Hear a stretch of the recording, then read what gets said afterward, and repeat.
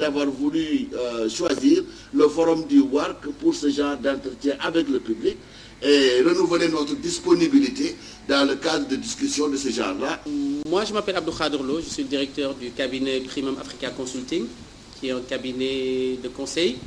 Et nous avons été recrutés par les Chambres africaines extraordinaires, donc le tribunal qui est censé connaître de cette affaire de crimes de guerre, crimes contre l'humanité et crimes de torture au Tchad, et qui implique un certain nombre de nationaux tchadiens.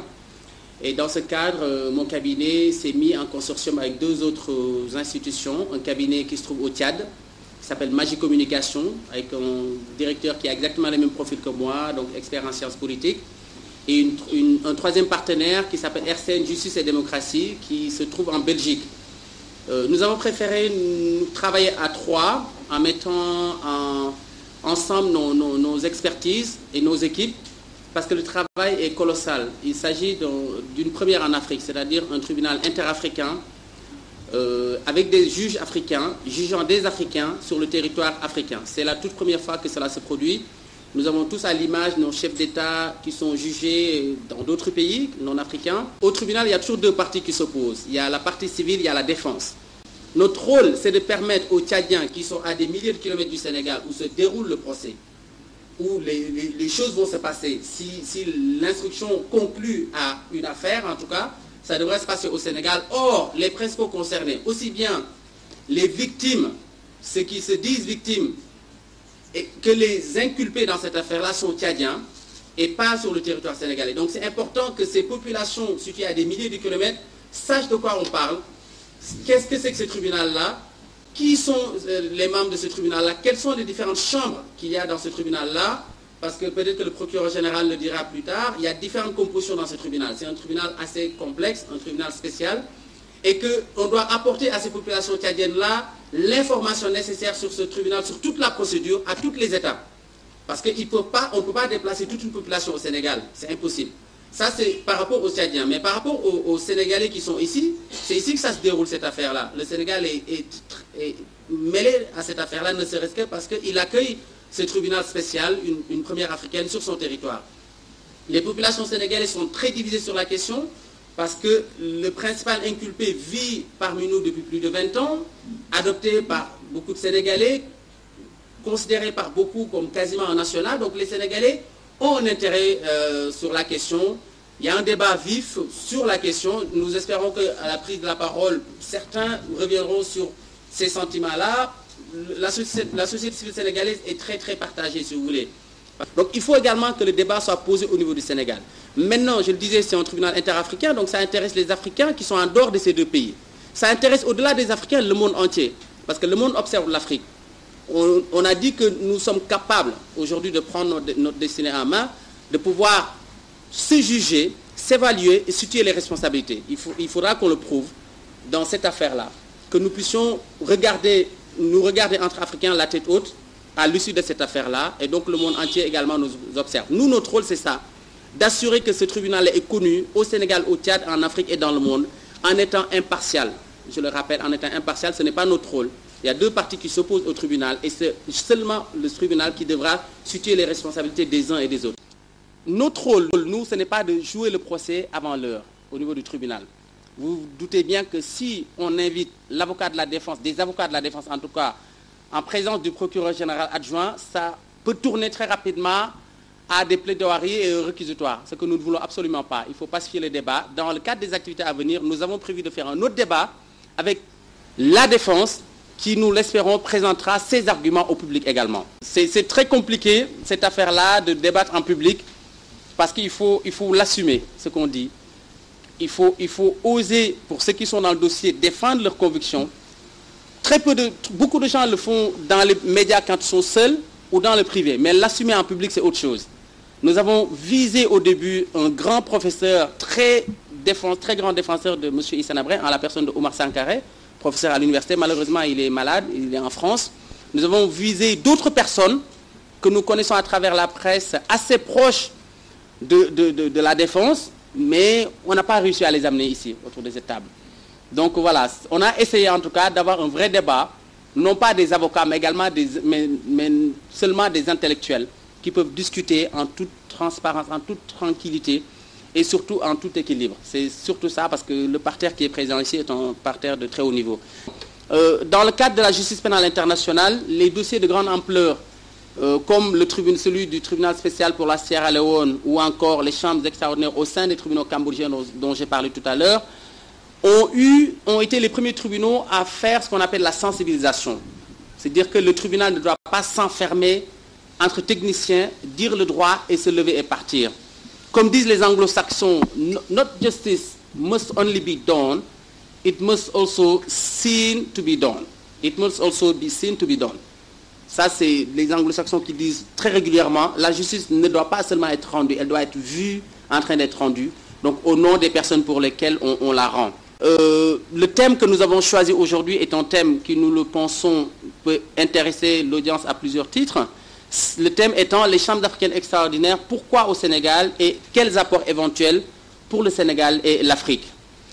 Monsieur Hugo Diomé, je vais commencer par vous. Vous êtes expert en droit pénal international, je le disais tantôt, ancien directeur d'Avocats sans frontières en France. Vous avez travaillé sur des tribunaux assez similaires aux chambres africaines extraordinaires, notamment au Rwanda et au Cambodge. Pour les chambres africaines extraordinaires, la procédure judiciaire se déroule au Sénégal, chez moi. Alors que les Sénégalais ne sont ni victimes, ni visés comme responsables, et que les faits dont on parle ne se sont pas passés au Sénégal. Les Sénégalais s'interrogent donc. Pourquoi cette... Il y a quelques jours, je pense à peu près 2 semaines, j'étais à N'Djamena, au Tchad. Et nous avons eu à N'Djamena, au Tchad, un débat public. Bon, on peut imaginer aisément qu'avec une foule très nombreuse, un peu différente de cet après-midi. Et c'est vrai que la question que vous me posez n'est pas exactement celle que les gens se poseraient là-bas. Mais ici au Sénégal, elle me semble être tout à fait une question légitime. Donc je vais m'efforcer d'y répondre. Je ne pourrais répondre que sur le plan juridique, strictement juridique. Et sur ce plan-là, je soulèverai 3 éléments.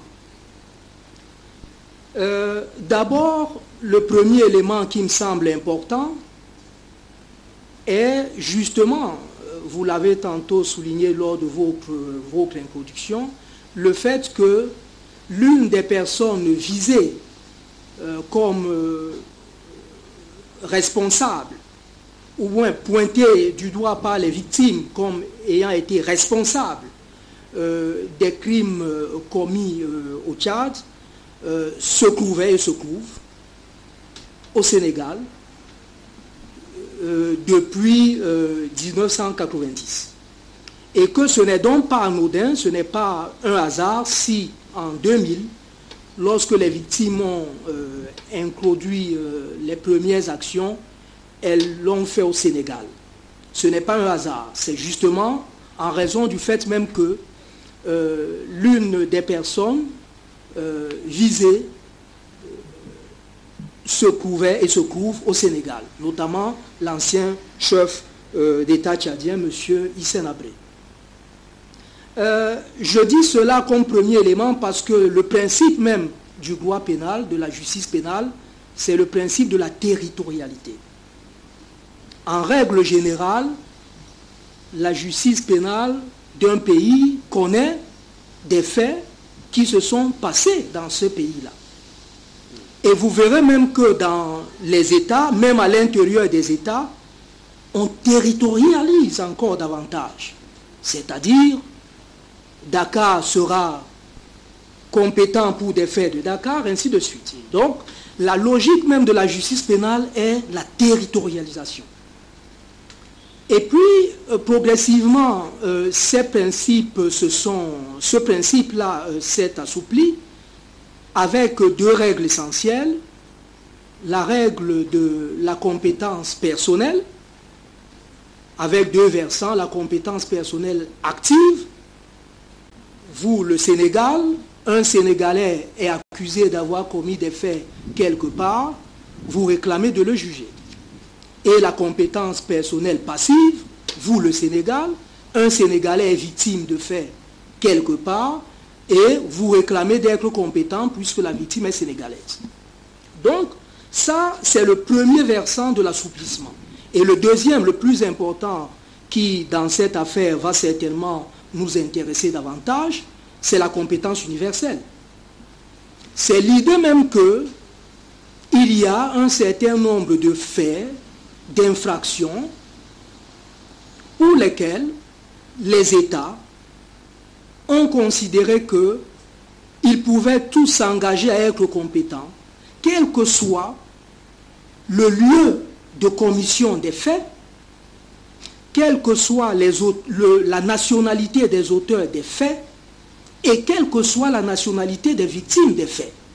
Donc je cite là quelques exemples pour montrer que les États ont à un moment donné estimé qu'il y a des faits pour lesquels ils pouvaient être compétents, quel que soit le lieu de commission des faits, quelle que soit la nationalité des auteurs et quelle que soit la nationalité des victimes.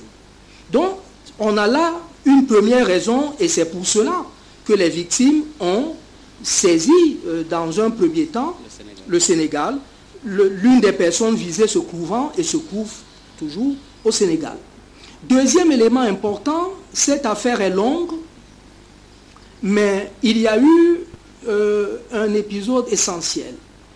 C'est la procédure, notamment en Belgique, et plus précisément, pour aller plus loin, la procédure devant la Cour internationale de justice à La Haye de l'État belge contre l'État du Sénégal.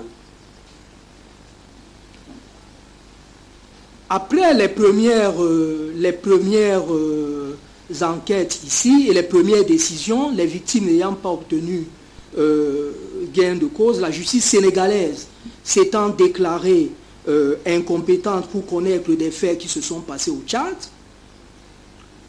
les victimes, pour être plus précis, ont saisi la justice belge en raison justement du principe de compétence universelle dont je vous ai parlé tout à l'heure. Et la justice belge, le juge d'instruction belge, après instruction, avait justement délivré un mandat d'arrêt. L'État belge a fait une demande d'extradition à l'État du Sénégal.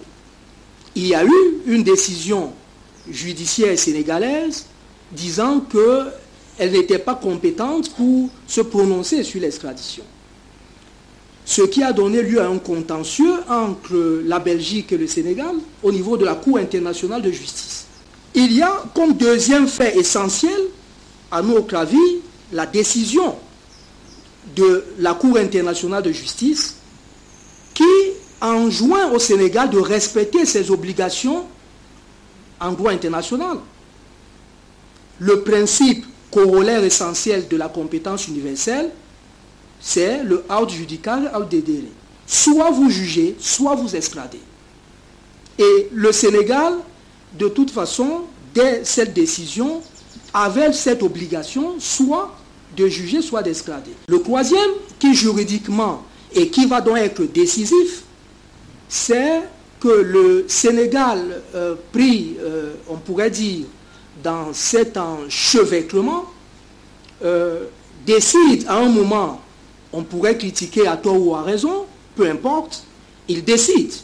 C'est l'État sénégalais qui décide de saisir l'Union africaine. Et l'Union africaine va prendre une résolution demandant au Sénégal justement de juger M. Hissène Habré. Décision qui sera ensuite concrétisée par un accord formel, un traité de droit international entre l'Union africaine et l'État du Sénégal, le statut des chambres africaines extraordinaires étant lui-même l'annexe de ce traité-là. Et ce troisième épisode a connu des péripéties importantes qu'il faut relever. Monsieur Hissène Habré a saisi par 2 fois la cour de la CEDEAO. La première fois pour faire remarquer, pour faire sanctionner l'État du Sénégal sur la base de ce que si l'État du Sénégal, en cherchant à mettre en œuvre la résolution de l'Union africaine, violerait le principe de la non-rétroactivité de la loi pénale et l'autorité de la chose jugée. La Cour de la CEDEAO a effectivement indiqué qu'il y avait ce risque-là, mais là, je vais également vous lire la décision de la Cour en quelques secondes. La Cour de la CEDEAO dit qu'à cet égard, l'État du Sénégal doit se conformer au respect des décisions rendues par ses juridictions nationales. En conséquence, la Cour ordonne au Sénégal le respect du principe absolu de la non-rétroactivité, dit que le mandat reçu de l'Union africaine lui confère plutôt une mission de conception et de suggestion de toute modalité propre à poursuivre et faire juger dans le cadre strict d'une procédure spéciale ad hoc à caractère international telle que pratiquée en droit international par toutes les nations civilisées. Donc la Cour a répondu en disant qu'il lui était évident que la façon de procéder était de procéder par une juridiction spéciale internationale à caractère ad hoc. Et donc, c'est ce qui est concrétisé notamment par l'accord entre l'Union africaine et l'État du Sénégal. Et il y aura un deuxième recours de M. Habré au niveau de la CEDEAO, de la Cour de la CEDEAO, disant justement que le Sénégal n'avait pas respecté la première décision de la Cour, parce que le Sénégal n'avait pas créé, à ses yeux, une juridiction spéciale à caractère international, une juridiction ad hoc. Et la Cour rend une deuxième décision indiquant d'une part qu'elle n'avait pas compétence à statuer sur l'accord entre l'Union africaine et l'État du Sénégal, mais, ce qui n'est pas souvent beaucoup souligné à mon avis, elle ne s'arrête pas là.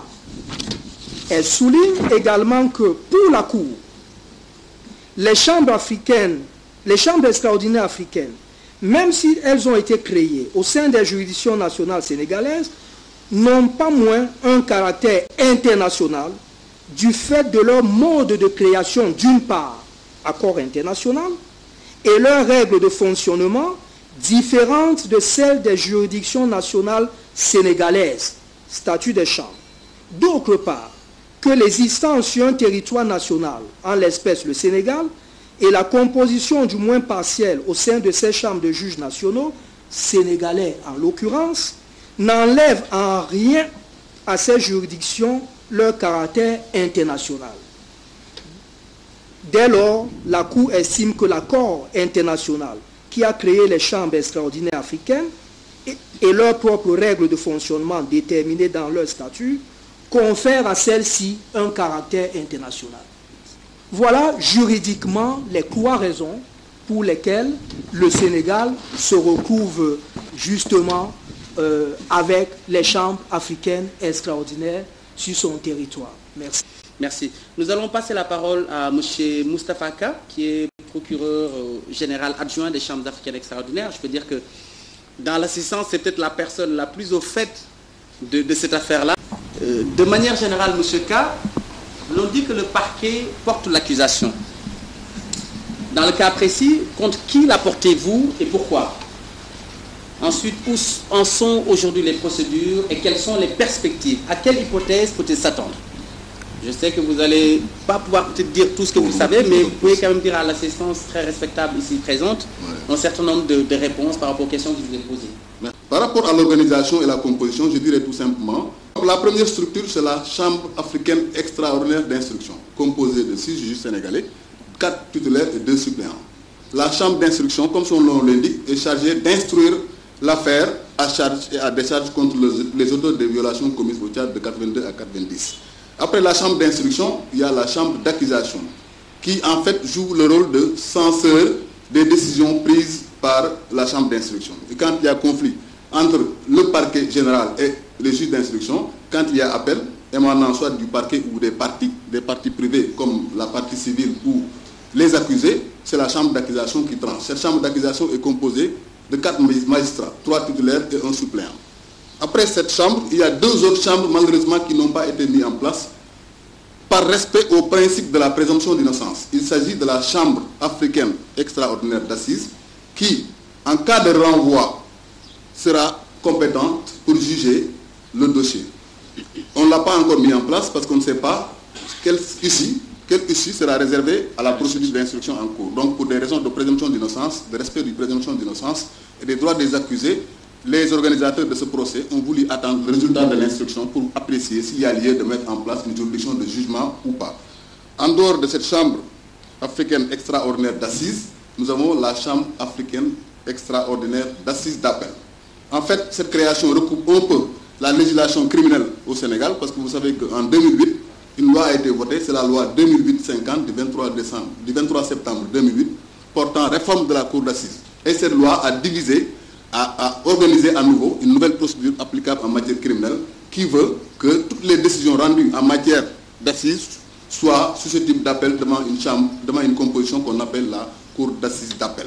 Et c'est comme ça actuellement que fonctionnent les chambres. Mais ma question c'était, vous portez une accusation contre qui et pourquoi? Nous portons l'accusation contre qui? Parce que vous savez, cette question me permet de répondre aux missions du parquet général et au-delà aux missions des chambres. Par rapport à cette question, je dirais tout simplement que le parquet général est habilité, en application des dispositions des statuts, de poursuivre le ou les auteurs des violations graves commises au Tchad entre 1982 et 1990. Donc, quand on fixe les règles de compétence d'une juridiction, vous savez, on la fixe de façon impersonnelle. Comme la loi, elle est impersonnelle. Donc, ce qui nous intéresse ici au plan matériel, c'est au plan matériel et au plan temporel. Au plan matériel, les infractions pour lesquelles le parquet est compétent pour instruire, comme vous le savez, c'est à travers les articles 5 à 8 du statut. C'est l'article 5 qui prévoit le crime contre l'humanité, l'article suivant, le crime de guerre, le crime de torture et le crime de génocide. Donc le parquet, sa mission, c'est d'asseoir des charges et à décharge par rapport à la procédure suivie contre les présumés auteurs des violations commises au Tchad de 82 à 1990. Donc par rapport à la compétence également temporelle, les statuts nous ont imposé un cadre qu'on ne peut pas déroger. Ce cadre, c'est quoi? Nous sommes compétents que pour les violations commises au Tchad, donc entre 1982, le 7 juin 82 et le 1er décembre 90. Donc de façon générale, voilà les 2 paramètres qui gouvernent les règles de compétence des chambres africaines et au-delà des chambres africaines qui encadrent le champ d'investigation du parquet général. Une question très grave en réalité et qui est une question d'actualité. On se rappelle tous de l'émoi au sein de l'Union africaine qui s'est un peu offusqué de ce que les chefs d'État africains étaient jugés par la justice pénale internationale et qu'après avoir dit toute leur attraction pour ce genre de juridiction, maintenant on nous suit vers une sorte de répulsion parce qu'on s'est dit que ce sont des juridictions exclusivement créées, on dirait, pour des Africains. Donc c'est une question très actuelle et M. le procureur général le rappelait tout à l'heure, la question qui était posée au Sénégal, c'est juger ou extrader. Voilà. Vous êtes parti à une convention, cette convention dit que lorsque quelqu'un est accusé, on ne dit pas encore coupable, accusé d'actes de torture, la convention contre la torture de 1984, que l'État souverain du Sénégal a signé, oblige le Sénégal soit à juger, soit à extrader. Donc une question extrêmement importante et vous nous demandez quels sont les enjeux, quels sont les apports de ces chambres africaines extraordinaires pour le Sénégal, l'Afrique et quelle est l'utilité. L'IDHP, l'Institut des droits de l'homme et de la paix, que je représente donc ici, a été créé en 1983, 2 ans seulement après la Charte africaine des droits de l'homme et des peuples. Je rappelle cela pour vous dire donc que vous ne seriez pas étonnés que les deux axes de mon intervention pour tenter de répondre à votre question tournent autour des missions de l'IDHP, la protection et la promotion des droits de l'homme. Et votre question, quelle est l'utilité d'un tel procès? Quel en est l'enjeu pour le Sénégal? Deux axes, les droits des victimes et les droits de la défense. Nous sommes là au cœur d'un enjeu de civilisation. Si les juridictions ne disent pas le droit, si la force ne reste pas à la loi, nous revenons à la barbarie et nous renonçons à la civilisation. Et qui dit civilisation dit procès équitable. Qui dit procès équitable dit d'une part les droits des victimes bien sûr, mais aussi les droits de la défense. Sur les droits des victimes, qu'est-ce que ça permet d'avoir? Reconstituer l'harmonie sociale rompue. Ça a été dit, les commissions vérité et réconciliation. Reconnaître d'abord la vérité pour permettre une réconciliation. En terre africaine, nous n'avons pas attendu d'autres pour avoir notre conception du droit pénal. C'est-à-dire qu'on n'essayait pas forcément de sanctionner un individu, mais de restaurer l'harmonie. Et donc c'est ça le premier enjeu de reconnaissance des droits de la victime. Il faut reconnaître une culpabilité éventuelle. Je dis bien éventuelle. Tant que le tribunal n'a pas statué, on n'a pas de culpabilité encore. C'est une question de présomption d'innocence. On y reviendra. Donc la reconnaissance de la culpabilité éventuelle qui permettra aux victimes de faire le deuil. C'est à ce prix-là que l'harmonie sociale rompue va être rétablie. Ensuite, la sanction éventuelle. Je dis bien éventuelle, je souligne. Si crime il y a eu, il faut sanctionner. La marque du droit, c'est d'avoir une sanction. Vous pouvez avoir une règle sociale non sanctionnée, ce n'est pas une règle juridique. Dans une règle juridique, si vous violez la règle, vous devez être sanctionné. Donc reconnaître la culpabilité, la sanction éventuelle, et puis ensuite vient la réparation éventuelle. Même si elle peut paraître matériellement impossible. Il y a un fameux commissaire du gouvernement qui disait « les larmes ne se monnaient pas ». Le précium doloris pour les juristes qui sont là. Les larmes ne se monnaient pas. C'est-à-dire que le préjudice purement moral n'est pas quelque chose qu'on peut réparer. Mais on peut quand même évaluer le préjudice et réparer quand même, même symboliquement parlant, pour permettre de faire le deuil et restaurer l'harmonie sociale. Les droits de la défense, très vite. Qu'est-ce que ça permet d'éviter? Éviter la vindicte populaire. Éviter les parodies de justice. Les parodies de justice ne grandissent personne. Les plus anciens d'entre nous se souviennent du procès Ceausescu. Bon, on dit qu'il y a eu des crimes abominables et la façon dont il a été liquidé, passez-moi l'expression, a enlevé même la dignité aux victimes de ces crimes. Voilà ce que permet les droits de la défense. Les latinistes disent « nulla pena sine lege », pas de peine sans loi. Et la loi permet justement d'entendre qui que ce soit, quels que soient les crimes qu'on reproche. Tant qu'un tribunal n'a pas statué, la personne est présumée innocente. Et là aussi, c'est un enjeu de civilisation. Quel que soit le criminel présumé que vous avez en face de vous, si vous voulez vous comporter en civilisé, vous devez d'abord lui reconnaître ses droits de la défense. Autrement, vous vous comportez comme lui. Voilà. Même et surtout s'il s'agit d'un ancien chef d'État déchu. Même s'il s'agit d'un ancien chef d'État déchu. Parce que lorsqu'ils sont au pouvoir, on a tous les courtisans. Et pourquoi s'accrochent-ils comme ça au pouvoir? Parce qu'ils savent que quand ils quittent le pouvoir, il va y avoir des règlements de compte. Le jour où l'Afrique sera digne de leur garantir un procès équitable, peut-être que nous aurons réglé ce problème et nous saisirons cet enjeu de civilisation. Pour finir et respecter le temps, le symbole de la justice, c'est la balance, l'équilibre. Il revient au juge de dire la vérité judiciaire, pas la vérité absolue, le Seigneur, la vérité judiciaire. Et là, nous sommes au cœur d'un enjeu de civilisation. Le Sénégal et l'Afrique devront être dignes de la mission. Je vous remercie de votre aimable attention. En prenant la parole en dernier au nom de la radio, cela peut laisser croire que les ONG des droits de l'homme ont un rôle marginal dans cette affaire. Ce sont donc les ONG des droits de l'homme qui ont initié la procédure judiciaire en endossant la complainte des victimes. Et je dois dire que les ONG des droits de l'homme aussi sont à la base de tout ce qui s'est fait ces dernières années en matière de lutte contre l'impunité et en matière de développement de la lutte contre l'impunité. Ce que je voulais dire, c'est que les chambres africaines, comme vous l'avez tous rappelé ici, est une juridiction ad hoc. Ce n'est pas une juridiction permanente, c'est une juridiction qui a été créée pour un objet précis, donc sujet des faits qui sont survenus au Tchad pendant une séquence temporelle précise, et qui est créée également pour un temps précis. C'est ça une juridiction ad hoc. Objet limité, durée limitée. Et j'ajoute que c'est une réponse africaine à une situation juridique qui est survenue ici même en Afrique. Il faut savoir d'abord qu'avant 1998, alors nous étions dans une période au cours de laquelle prédominait ce qu'on peut appeler le droit international pénal. C'est-à-dire qu'il y avait un certain nombre de conventions internationales posant des incriminations, mais laissant le soin aux États de déterminer les infractions. Les peines plutôt, les peines.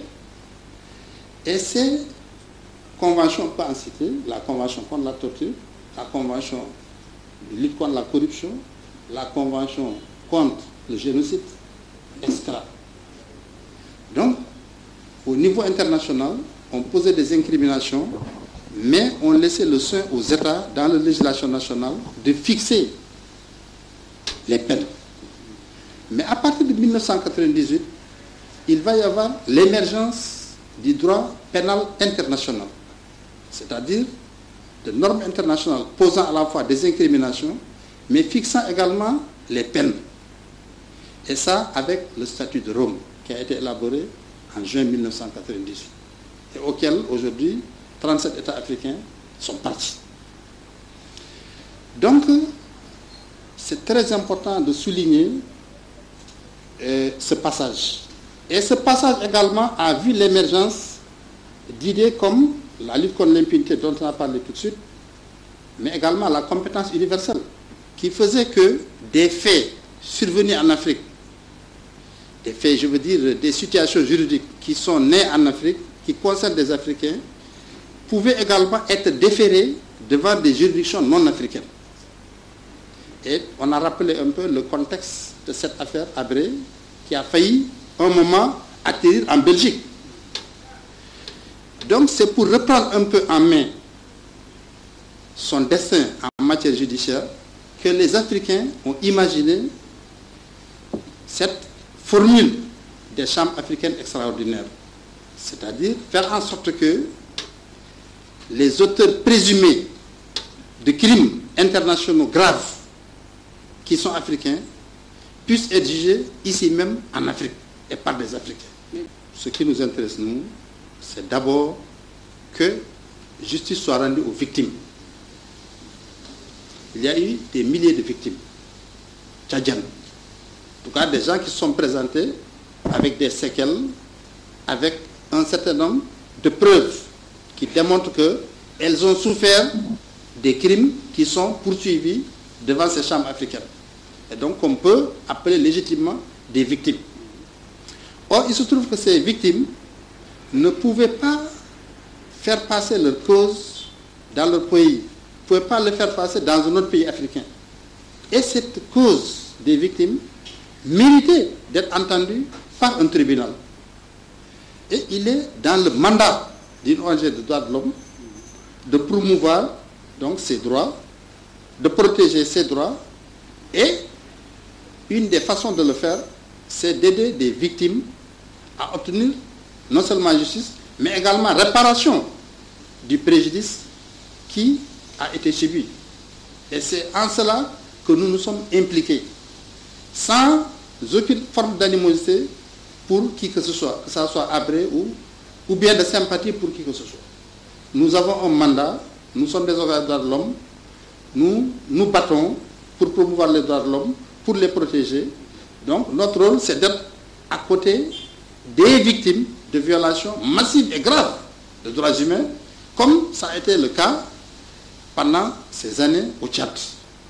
Maintenant, comme il a été rappelé ici, c'est à l'instruction de démontrer qui a fait quoi et qui est responsable de quoi. Ce que nous savons, c'est qu'il y a des victimes. Maintenant, nous laissons le soin, par application du principe de présomption d'innocence, à ceux qui sont chargés de mener les enquêtes, de nous dire qui sont les responsables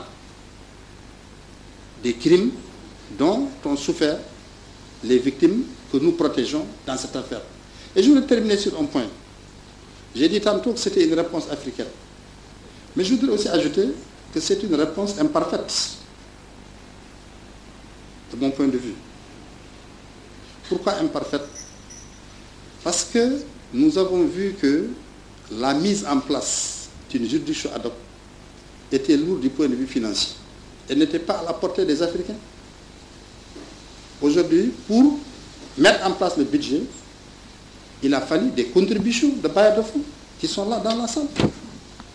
En dehors de la contribution tchadienne, qui est importante, et ça se comprend parce que les victimes sont tchadiennes, les faits sont survenus au Tchad, les auteurs présumés sont tchadiens, il reste que l'essentiel du budget repose sur des bailleurs de fonds étrangers.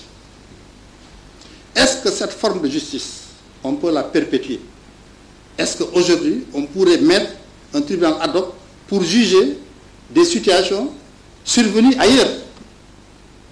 Par exemple, situation survenue au Mali, situation survenue au Soudan, situation survenue autre. Vu l'importance des moyens financiers que requiert la mise en œuvre de la justice pénale internationale. Donc nous devons réfléchir pour voir est-ce que c'est la juridiction ad hoc qui est la réponse appropriée pour l'Afrique ou est-ce qu'il faut mettre en place une cour africaine pénale permanente. Parce que je rappelle qu'il y a un projet africain d'extension des compétences de la Cour africaine de l'homme et du peuple en matière criminelle. Vraiment, ça va poser problème. On a l'occasion d'en débattre éventuellement. Je crois que par rapport à la CPI, la réponse est simple. Le statut de Rome prévoit expressément que toutes les violations qui ont été commises avant son entrée en vigueur ne le regardent pas. Si on considère que ce qu'on reproche aux présumés auteurs des violations commises au Tchad, c'est entre 82 et 90, et si on prend en considération que la conférence plénipotentiaire des diplomates et ambassadeurs qui s'est tenue à Vienne, à Rome, en 1998, et c'était en 1998, on voit nettement la différence de temps entre 98 et 90. Donc ce n'était pas possible avec la CPI. Pourquoi le Tchad? Le Tchad, je vais essayer de répondre à cette question en disant tout simplement pourquoi pas le Tchad? Pourquoi pas le Tchad? Pourquoi pas le Tchad? Parce que tout simplement, un principe sacro-saint du droit pénal a été respecté. Vous savez, le Tchad jusqu'à présent n'a pas d'incrimination relative aux crimes internationaux, comme les crimes de guerre, les crimes contre l'humanité, les crimes de torture et les crimes de génocide. Dans la législation tchadienne, même si le Tchad a ratifié certaines conventions mères de ces incriminations, le Tchad n'a pas encore dans son code pénal une incrimination qui s'appelle crime de guerre, crime contre l'humanité, crime de génocide. Et je crois que l'exemple est valable avec la Côte d'Ivoire, qui finalement, pour traduire les auteurs de violations post-électorales commises en Côte d'Ivoire, ont simplement fait application des dispositions du statut de Rome en ce que l'on appelle la déclaration de reconnaissance de compétences. C'est cette déclaration de reconnaissance de compétences qui a amené les Ivoiriens à modifier l'article 81 de la Constitution ivoirienne pour permettre au président de saisir la CPI pour pouvoir juger les présumés auteurs des violations qui ont été commises à ce niveau. Donc, ce n'est pas le Tchad, ce n'est pas la CPI, donc forcément c'était le Sénégal. Pourquoi c'était le Sénégal? Mon ami Igo et Maître Khan ont développé sur cette question. Et le principal argument, c'est l'article 7 de la Convention des Nations Unies contre la torture, qui impose le principe aut dedere, aut judicare, juger ou extrader. Merci. Certes, l'Union africaine a pris la décision sur saisine du Sénégal, de son ancien président Abdoulaye Wade, mais il faut savoir aussi que c'est essentiellement parce que des victimes de nationalité belge avaient déposé plainte en Belgique et que la Belgique s'était saisie du dossier et avait introduit, comme l'a rappelé tout à l'heure Igo, des demandes d'extradition au niveau du Sénégal. Donc c'est pour éviter qu'un chef d'État africain, fût-il un ancien chef d'État, soit jugé ailleurs qu'en terre d'Afrique, que les chefs d'État de l'Union africaine ont finalement pris la décision de créer une juridiction ad hoc à travers les chambres africaines extraordinaires. En réalité, je pense qu'il y a quelque part peut-être une forme d'autodéfense qui a été pratiquée par les chefs d'État. Chacun s'est vu un peu dans la personne d'Abré. S'est dit peut-être que demain c'est mon tour. Je peux me retrouver devant une juridiction hors d'Afrique. Et c'est le même problème qu'on a aujourd'hui avec les situations qui concernent le Kenya et le Soudan. Les chefs d'État de l'Union africaine ont demandé au Conseil de sécurité de suspendre par une résolution les poursuites dirigées par le bureau du procureur contre les présidents du Soudan, Béchir, et le président et le vice-président du Kenya. Malheureusement, ou heureusement, je ne sais pas comment il faut dire, jusqu'à présent, le Conseil de sécurité n'a pas encore accédé à cette demande. Est-ce que, à propos de ces affaires-là aussi, on ne va pas un jour peut-être mettre en place une juridiction ad hoc pour juger ces chefs d'État? L'ancien président de Côte d'Ivoire, Laurent Gbagbo, n'avait pas été bon. Maître Ali a répondu sur le fond, mais on peut d'ailleurs faire remarquer avec une certaine ironie que la compétence de la Cour pénale internationale sur la Côte d'Ivoire avait été signée par Laurent Gbagbo. Il ne faut pas l'oublier, ça. C'est très important, ça. C'est Laurent Gbagbo qui a donné compétence à la Cour pénale internationale concernant la Côte d'Ivoire. C'est un fait qui me semble ne pas souvent être relevé. Et ça m'amène au débat fondamental qui est à court là, sur le fait que, bon, une justice des Africains, parce que sinon, ce seraient des Blancs, pour parler trivialement. Il faut être clair. En ce qui me concerne, si je suis victime des crimes dont nous parlons là, je chercherai la justice partout où elle peut se trouver. Et je ne sais pas quelle serait votre réaction à vous. Peut-être que vous ne la chercherez pas. Mais moi, je voudrais être très clair là-dessus. Demain au Cameroun, moi je suis originaire du Cameroun, je suis victime de crimes dont nous parlons là, peu m'importe que ce soit au Cameroun, au Sénégal, au Tchad, à la CPI. Et les victimes dont nous parlons là, je ne suis pas sûr qu'elles aient forcément un choix particulier.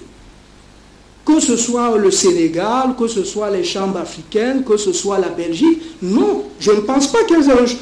D'ailleurs, si je parie que se rendant sur le terrain au Tchad, vous leur parlez du Sénégal, de la Belgique, ils n'en ont que faire, en réalité.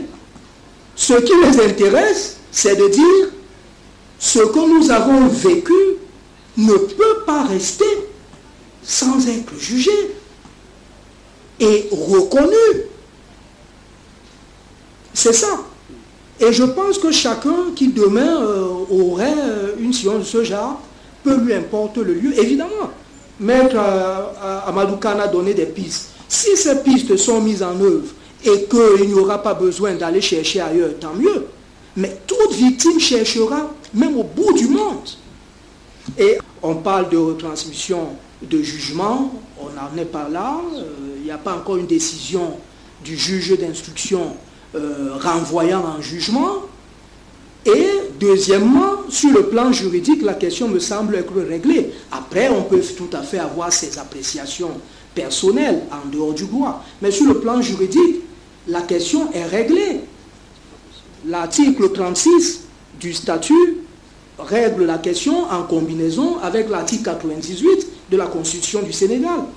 Sur le plan juridique, c'est un débat qui ne peut pas avoir lieu.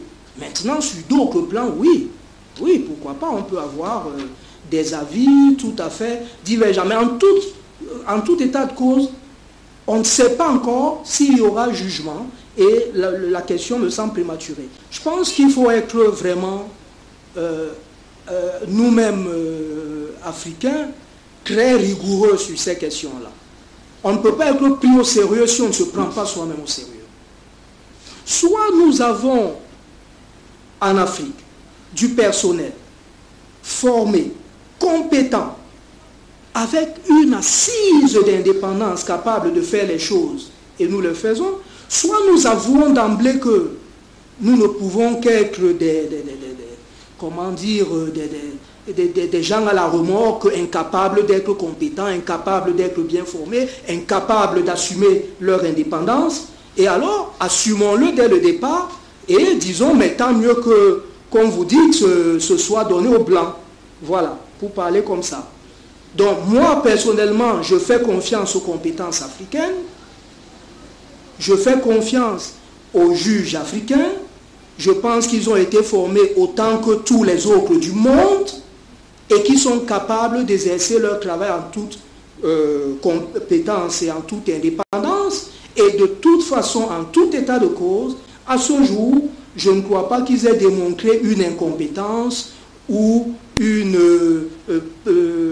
un manque d'indépendance qui leur soit reproché, dont tout au moins, ils ont le bénéfice du doute. Merci. Maintenant, ce que les juristes autour de moi ont rappelé, ce qu'ils ont rappelé, c'est que les statuts des chambres africaines internationales, des chambres africaines extraordinaires, priment sur le droit sénégalais. Ça, il faut le rappeler suffisamment. Et les statuts, il est prévu une retransmission. Maintenant, l'inquiétude du Sénégal, c'est par rapport à ma lecture, à une retransmission en direct. Il ne me semble pas, pour moi, imaginable que le Sénégal dise pas d'image du procès. Ça n'existe nulle part. Le procès posterius, que tout le monde regarde à la télé, chaque 20 heures, il y a des éditions, on montre des extraits de ce procès-là. Ça, il ne faut pas l'interdire, à mon sens. Je pense que leur inquiétude, c'est par rapport à une retransmission en direct du procès. Et je ne vois pas ici au Sénégal quelle chaîne mettrait des heures de procès en direct. Je ne vois pas. Donc c'est une inquiétude pour moi qui n'est pas fondée. Mais maintenant, si le débat devait se poser, je pense que les statuts sont très clairs là-dessus. Ils permettent en tout cas la retransmission. Maintenant, c'est au juge d'apprécier s'il faut retransmettre tout ou partie de ce procès-là et selon quel modèle, direct ou différé. Ça, c'est la question fondamentale pour ceux qui ne sont pas au courant. Je veux préciser une chose ici. Nous, dans le consortium, notre rôle, ce n'est pas de rallier l'opinion. Ce n'est pas une bataille d'opinion. Il faut dissocier les deux parties. Il y a la cellule communication des chambres africaines extraordinaires, dirigée par Marcel Mendy, M. Diallo, qui sont là présents, qui sont l'institution parlant au nom des chambres. Nous, notre rôle, c'est de faire ça, par exemple, de faire connaître ce tribunal spécial. Une première en Afrique, au niveau du Sénégal, de le faire connaître au Tchad, de le faire connaître en Afrique et de le faire connaître au monde.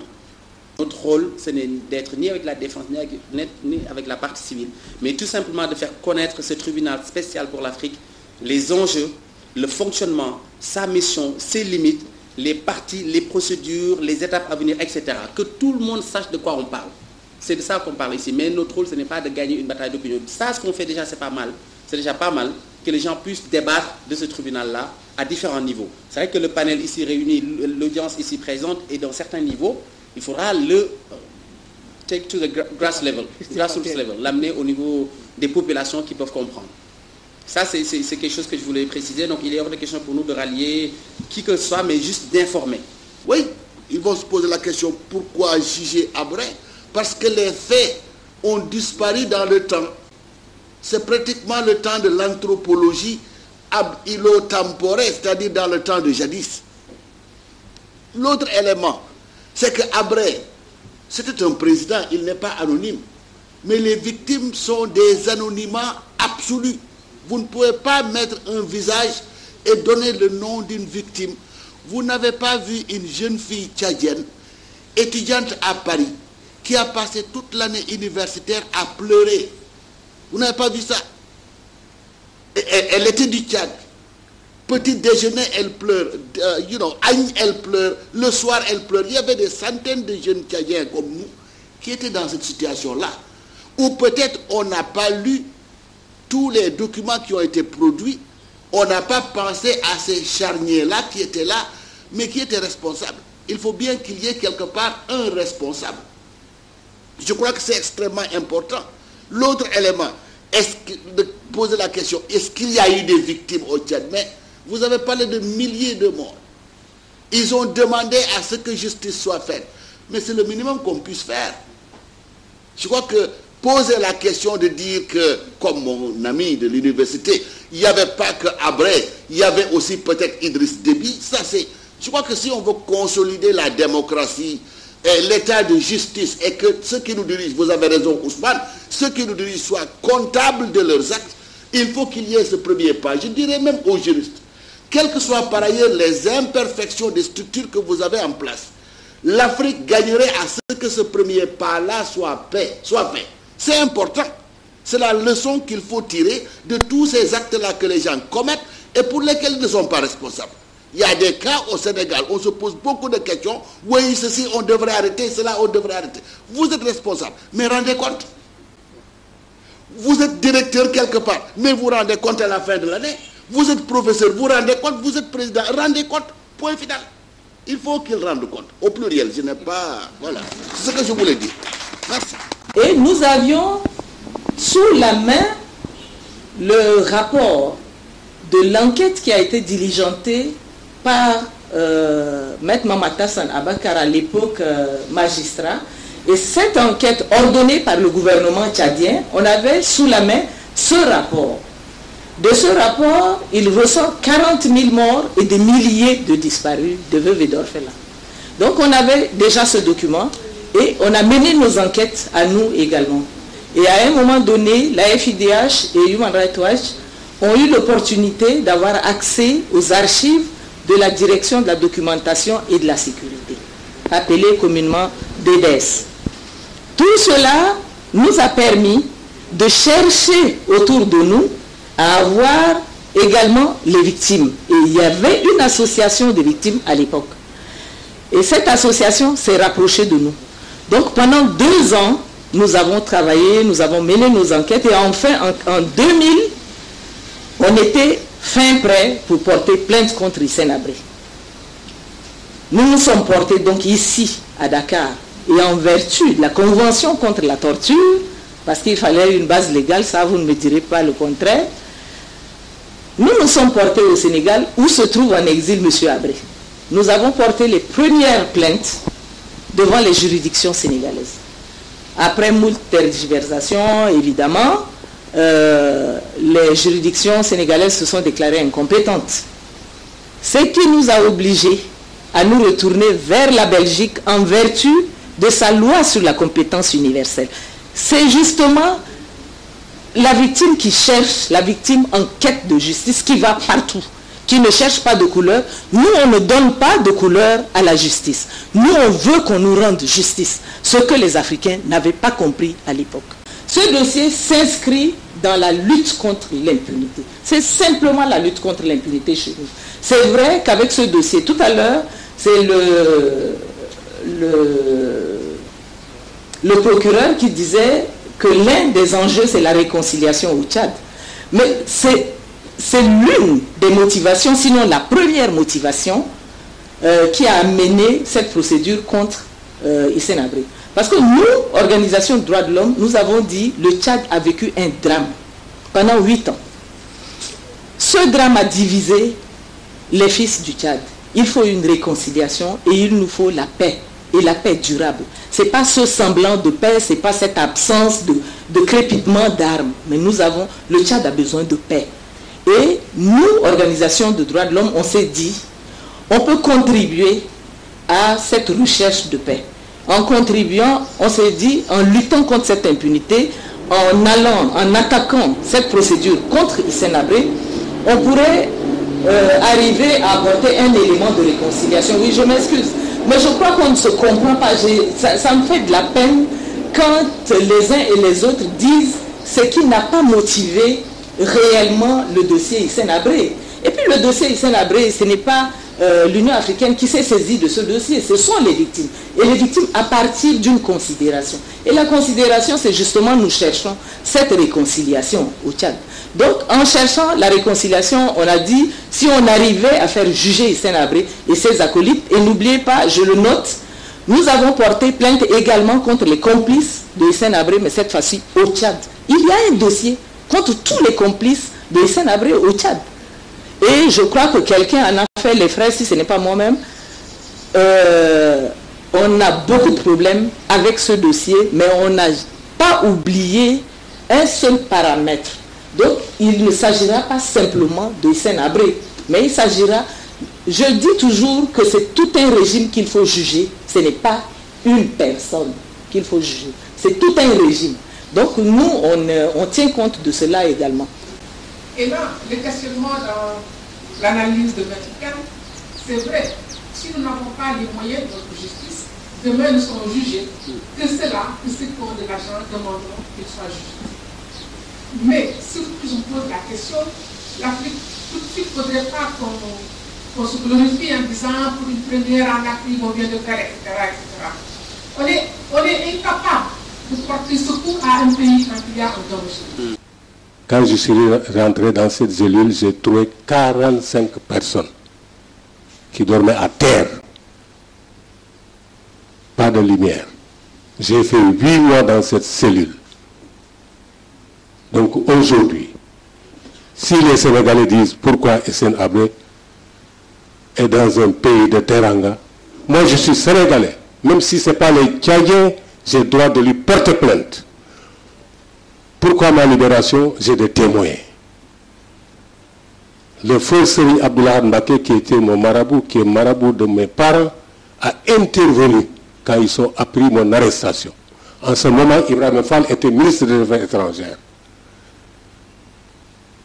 Les colonies sénégalais des Daïré qui sont venus passer le Magal, ils ont expliqué mon cas.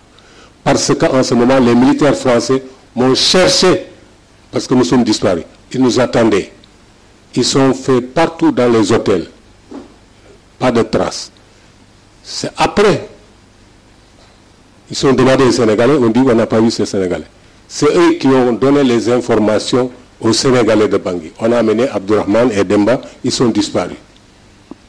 Mais on sait là où ils se trouvent. Parce qu'ils sont cherchés. C'est des militaires français, ils savent là. Ils sont même dit la DDS parce qu'ils sont disparus. Ils sont quittés. À la base, ils ne sont pas arrivés à l'aéroport civil. Parce qu'après ma libération, je suis parti me soigner en France. Vous vous rappelez, au mois de février, on avait fait un point de presse dans lequel on avait expliqué aux médias sénégalais que dans le cadre des chambres africaines extraordinaires, le consortium a prévu un certain nombre d'activités. Plus de 500 activités pour les 2 ans à venir pour faire connaître le tribunal, expliquer les enjeux de ce tribunal-là, la composition et susciter un vrai débat sur ces tribunaux-là pour que les populations sachent de quoi on parle. C'est ça l'intérêt principal. Maintenant, c'est des publics différents, des cibles différentes. Aujourd'hui, on avait affaire à des universitaires, des académiques, des organisations de défense des droits humains, pour susciter un vrai débat vis-à-vis de cette cible-là. On aurait voulu un débat beaucoup plus, si vous voulez, partagé, avec une opinion différente. On a invité des intellectuels de l'autre camp. Malheureusement, c'est très difficile de les avoir. On a fait avec les moyens du bord, avec ceux qui ont bien voulu se joindre à nous pour discuter sans passion, de façon raisonnée de cette problématique-là. Il ressort globalement que les populations, en tout cas le public, étaient en tout cas engagés dans la lutte contre l'impunité. Ils comprennent le tribunal, ils pensent qu'il faut nécessairement une justice, même si derrière il doit y avoir un processus de vérité-réconciliation, il faut en tout cas que justice soit rendue de part et d'autre. Tout un régime doit être jugé parce qu'il n'y a pas que Habré. Habré n'était pas Habré, il était président de la République pendant 8 années. Mais Habré a travaillé avec des personnes. Avec des personnes. Je ne sais pas, je ne parlerai pas en termes de personnes, en termes de nommer des gens. Je ne suis pas juge d'instruction, mais je suis une plaignante. Et je crois que ma plainte est accompagnée suffisamment de preuves pour permettre aux juges d'instruction de faire leur travail. Ce n'est pas moi qui vais investiguer, ce sont les juges d'instruction. Et les juges d'instruction indexeront ceux qu'ils veulent indexer, viseront ceux qu'ils veulent viser. Ils feront leur travail en toute indépendance et en toute sérénité pour nous amener une conclusion que nous espérons être le jugement de Hissène Habré. Nous avons déposé également des plaintes contre tous ceux qui ont travaillé dans la machine répressive de Hissène Habré, en les citant nommément devant les juridictions tchadiennes. Malheureusement, les juridictions tchadiennes n'ont pas fait leur travail. Il a fallu, je ne peux pas, je n'ai pas envie de donner les noms ici, mais nous avons cité nommément ces gens dans nos plaintes et les plaintes se trouvent devant les juges d'instruction en instruction. Et il a fallu donc la création des chambres africaines extraordinaires et leur installation officielle pour que le Tchad vienne à la surface et réagisse par rapport à ces plaintes qui étaient en souffrance dans le tiroir du juge d'instruction depuis 2000, exactement depuis le 17 octobre 2000. Donc maintenant, optimiste, vous savez, pour quelqu'un qui a cheminé depuis plus de 20 ans, c'est assez difficile, mais nous disons simplement que nous sommes un peu plus proches d'un procès contre Hissène Habré et ses complices. Avec les 3 commissions rogatoires effectuées par la commission d'instruction et avec la prise en compte également du volet tchadien par le juge tchadien, nous approchons, nous disons que nous sommes un peu plus proches d'une justice. Des victimes tchadiennes avaient d'abord saisi les juridictions sénégalaises en disant qu'ils abritaient le Sénégal abritait sur son sol quelqu'un qui était accusé d'être coupable de crimes, notamment de torture. Les juridictions sénégalaises s'étaient déclarées incompétentes pour connaître d'une affaire dont les victimes étaient tchadiennes et qui s'était passée sur le territoire tchadien. Après un long feuilleton judiciaire, les victimes ont saisi la Belgique en vertu de la loi belge sur la compétence universelle. Cette loi veut que, où que vous ayez commis le crime, qu'un État donné, quel qu'il soit, puisse vous juger. Et la Belgique s'est faite adepte de cette loi sur la compétence universelle. Après quoi, la Belgique a saisi le Sénégal d'une demande d'extradition, disant vous êtes partie à une convention internationale, une convention de 1984 des Nations Unies, qui réprime la torture. À partir de ce moment, comme il est question d'accusations portant sur la torture, vous devez soit juger Hissène Habré, soit l'extrader. La Belgique, n'ayant pas obtenu gain de cause auprès des autorités sénégalaises, a saisi la Cour internationale de justice. La Cour internationale de justice a dit, mais il n'y a même pas d'enquête préliminaire au Sénégal. Donc, au Sénégal, vous avez une responsabilité internationale, vous avez signé une convention contre la torture, donc soit vous jugez, soit vous extradez. Le président Wade, à l'époque, avait considéré que la question était trop importante pour que le seul Sénégal en connaisse. On ne souhaitait pas extrader un Africain vers une juridiction belge, ce qui peut se comprendre. Et puis récemment, on a vu que beaucoup de chefs d'État africains, en tout cas de personnalités africaines, étaient jugés par les juridictions internationales, des juridictions pénales internationales. Et au sein de l'Union africaine, il y a eu un émoi. Mais pourquoi ces juridictions ne connaissent que d'affaires concernant les Africains? Je reviens un tout petit peu en arrière. Le président Wade saisit le président Obasanjo, à l'époque président en exercice de l'Union africaine, pour dire, mais comment on fait pour sortir de cette histoire? Il faut rendre droit aux victimes en respectant les droits de la défense. Pourquoi on ne jugerait pas Habré sur le sol africain? Des experts africains ont réfléchi, ont regardé l'acte conçu de l'Union africaine qui permettrait, dans ces cas-là, pour protéger les droits humains, de créer certains organes, ce qui est vrai. Mais l'interprétation était un peu élastique quand même. Bon, de là à créer des chambres africaines extraordinaires, un pas a été franchi. Bref, donc c'est comme ça qu'ont été créées les chambres africaines extraordinaires. Donc, Hissène Habré sera jugé au Sénégal par une juridiction ad hoc, spécialement créée à cet effet, qui va terminer sa mission après cela. Il n'est pas à regretter que ce ne soit pas une juridiction pénale internationale qui a à connaître de cette affaire. Ce qui est à regretter, c'est que le Sénégal se soit défaussé sur l'Union africaine qui a allègrement accepté une mission qui ne lui incombait pas. C'est le Sénégal, État souverain, qui a signé une convention internationale qui l'obligeait, s'il y a des faits de torture, de connaître de cette affaire. Le Sénégal a transféré le dossier à l'Union africaine qui le lui a renvoyé avec son appui et c'est comme ça que sont nées les chambres africaines extraordinaires. Dire que depuis le début, la radio était là. Il va sans dire qu'il faut que le procès ait lieu. Si les faits sont avérés et si les coupables sont en vie. Hissène Habré et les personnes qui sont poursuivies bénéficient de la présomption d'innocence à ce stade. On peut considérer qu'elles ne sont que simplement accusées. Maintenant, si à l'issue de l'enquête qui est menée par la chambre d'instruction des chambres africaines, il y a assez de preuves qui sont rapportées et qui établissent sa responsabilité pénale, nécessairement il faudra renvoyer Hissène Habré et l'ensemble des personnes dont la responsabilité sera établie devant un tribunal. Alors ce qu'il faut souligner, c'est que les chambres africaines sont ce qu'on appelle un tribunal ad hoc, c'est-à-dire un tribunal créé spécialement pour juger des faits précis et créé également pour un temps précis. Donc, ce n'est pas un tribunal permanent, il ne peut pas connaître de tous les faits. Il ne peut connaître que des faits qui sont survenus au Tchad entre 1982 et 1990. Donc, en l'état actuel des choses, ATT ne pourra jamais être attiré devant les chambres africaines. Maintenant, il peut arriver que, pour une raison ou pour une autre, que les États africains décident de créer un tribunal ad hoc pour juger les événements survenus au Mali. En ce moment, ATT ou toute autre personne dont la responsabilité sera établie pourrait être attirée devant une telle juridiction. Disons que les chambres africaines extraordinaires ont été créées par un accord entre l'Union africaine et l'État du Sénégal pour poursuivre le ou les principaux responsables des crimes internationaux qui ont été commis au Tchad. Donc, elles ne visent pas spécialement tel ou tel individu, mais tout, du moins le ou les principaux responsables des crimes internationaux qui ont été commis au Tchad. Et à ce jour, comme vous le savez, il y a une personne inculpée par les chambres, c'est l'ancien président du Tchad, M. Hissène Habré. On peut espérer que la justice qui va être rendue par les chambres africaines soit exemplaire.